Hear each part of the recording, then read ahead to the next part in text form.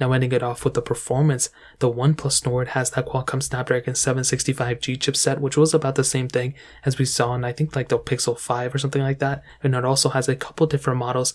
The base model is 6 gigs of RAM, the mid-tier model 8 gigs of RAM, and the top tier model has 12 gigs of RAM, where the OnePlus 9 has that Qualcomm Snapdragon 888 chipset with 2 different models, 8 gigs of RAM and then 12 gigs of RAM. And what I can tell you about this type of device's performance for both of them is that the OnePlus Nord is the slower phone, but the OnePlus 9 isn't really that much crazy faster in my opinion.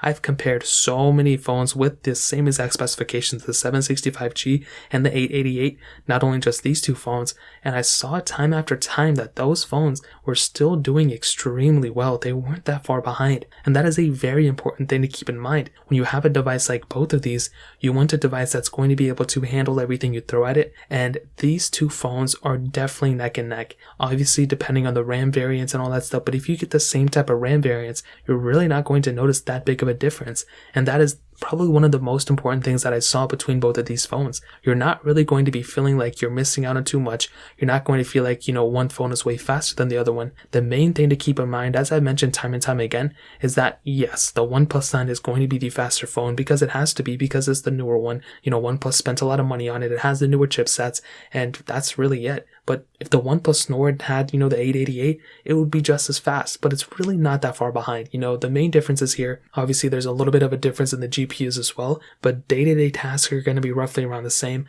I feel like it's not until you get into that heavier intensive gaming, those Real Racing 3s, time after time, or those like Fortnite games you're playing, or whatever like first-person shooters, those type of things are going to take it up a notch on both devices, and you may start to see some glitching on the OnePlus Nord where the OnePlus 9 is going to be perfectly fine. But as I mentioned before, other than that, I think both phones are going to be extremely good, and I think the OnePlus 9 is faster, but the OnePlus Nord is right behind it in my opinion. So in terms of that covers that area.